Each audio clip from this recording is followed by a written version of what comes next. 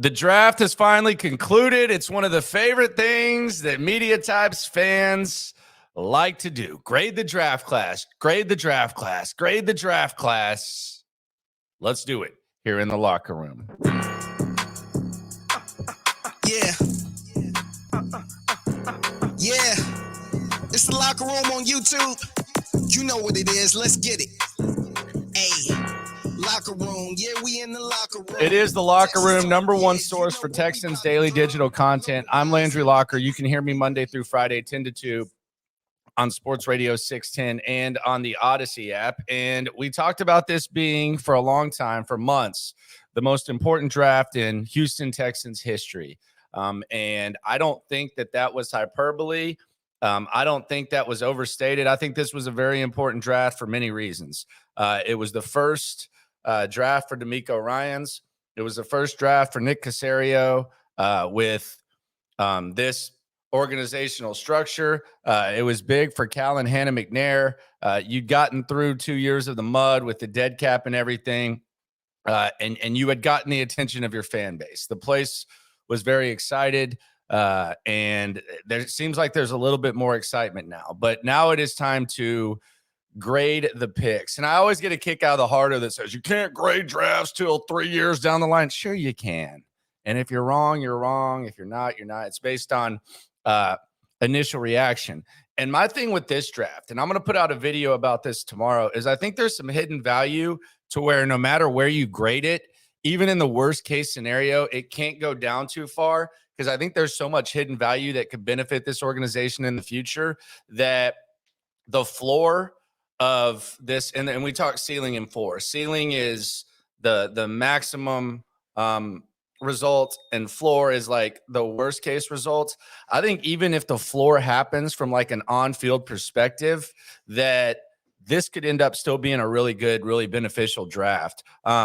Maybe for some more than most. I don't know that Nick Caserio could survive if this ends up being the floor. But I think as far as the organization as a whole, I think that even the worst case scenario, this draft ends up being good. I'll get into all that tomorrow. And again, if you just want to say the bottom line is they got to win games, I don't think you've been here, and I don't think you fully grasp just what it's been like the last few years watching Texans football. So let's go pick by pick.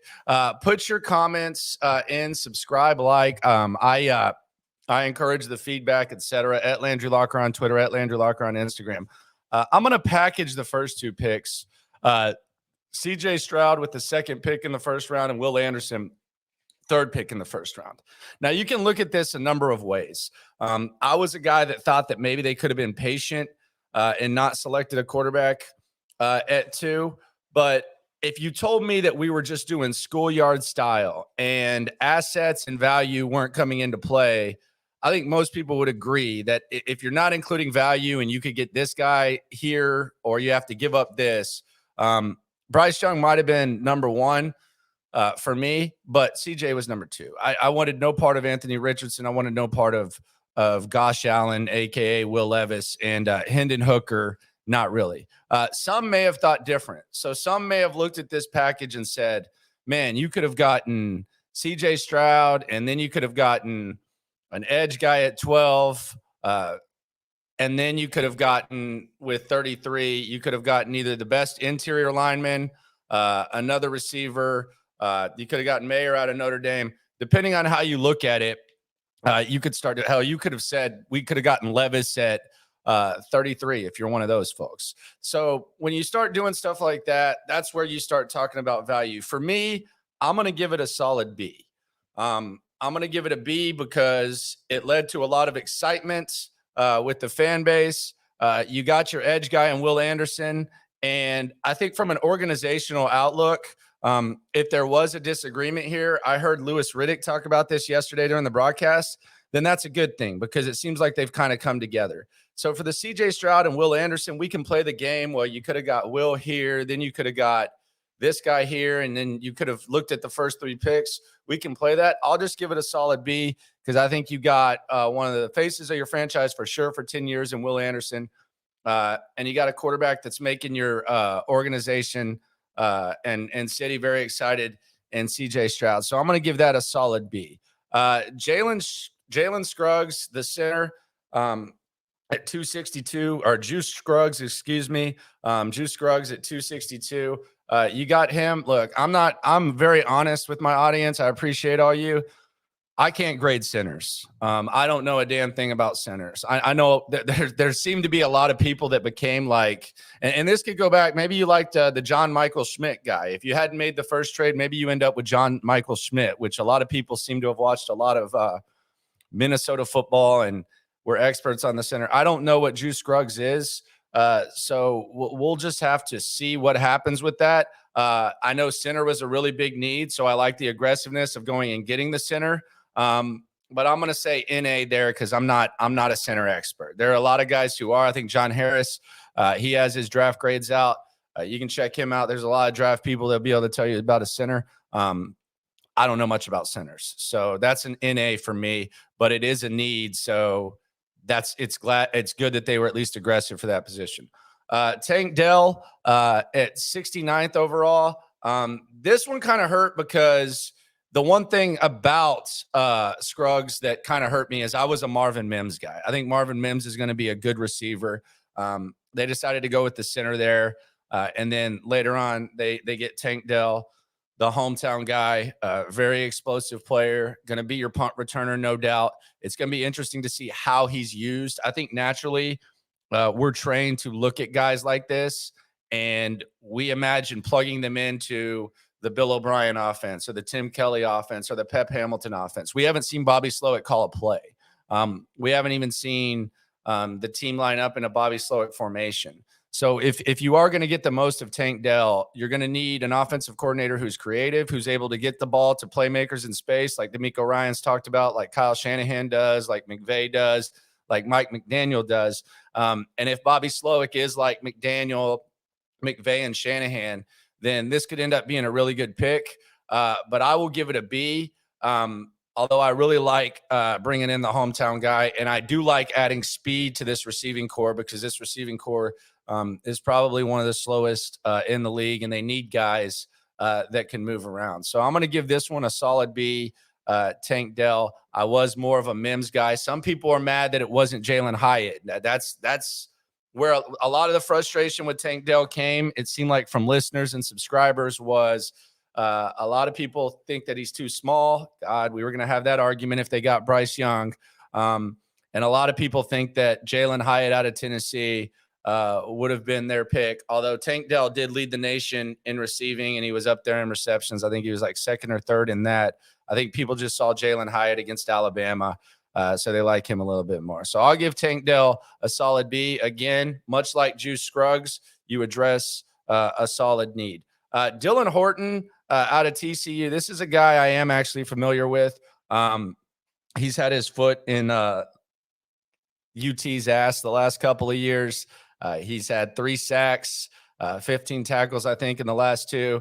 If you follow TCU this year, every time that there was like a game-changing type of play or there was just a nasty hit or some just like BD energy, it seemed like 98 was a big part of it. If you watch the Kansas State game, if you watch the Michigan game, if you watch the Texas game, where they went on the road and shut out Texas on national TV, Dylan Horton was always there. And the other thing I like about this pick is D'Amico Ryans as a defensive guy. Dylan Horton's the type of guy that you want to move around to get the most of. So you got to think D'Amico Ryans was really excited about this one. I know Seth Payne has done a breakdown on it. I gave this one an A just because of the familiarity, just because I think they need guys on the D-line that can move around.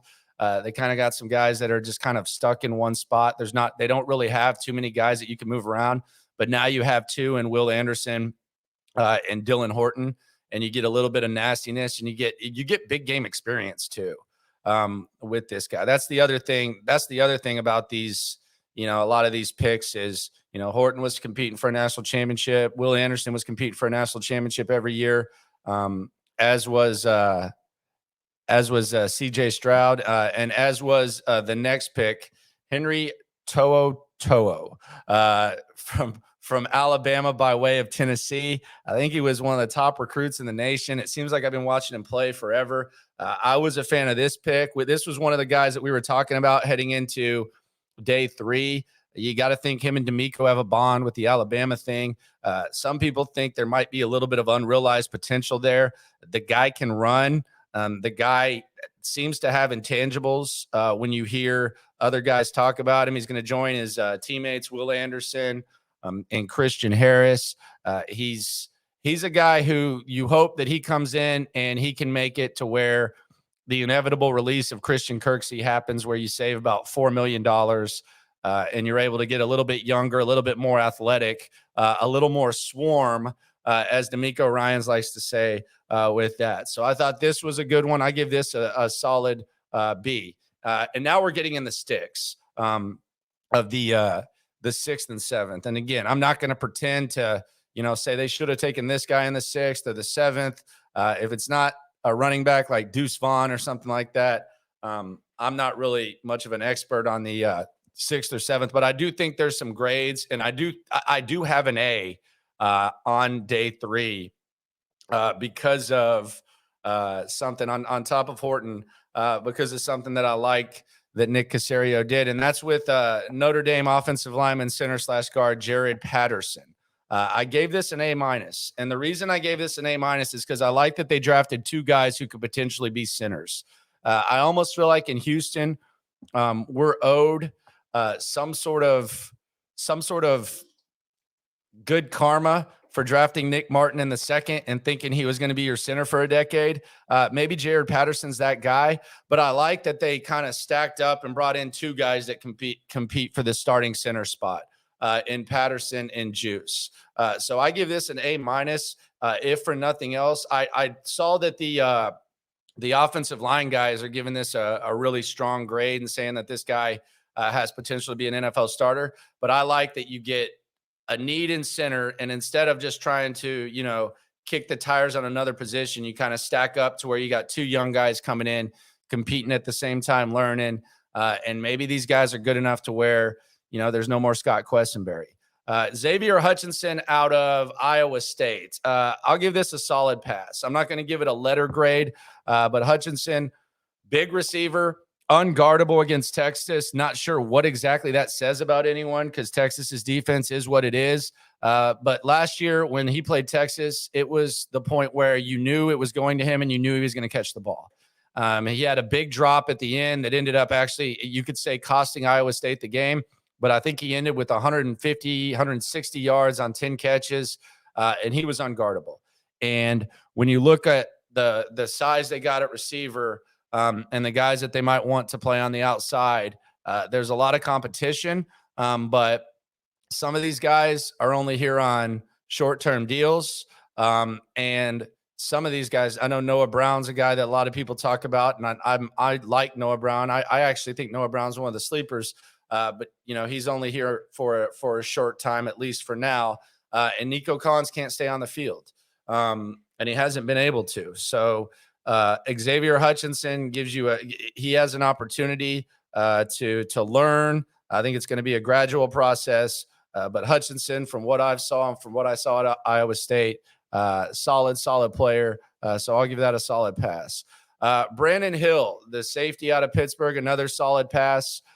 Fastest 40 time at the combine for a safety, and they need safety depth. You know who's going to be starting. It's going to be Petrie and Jimmy Ward.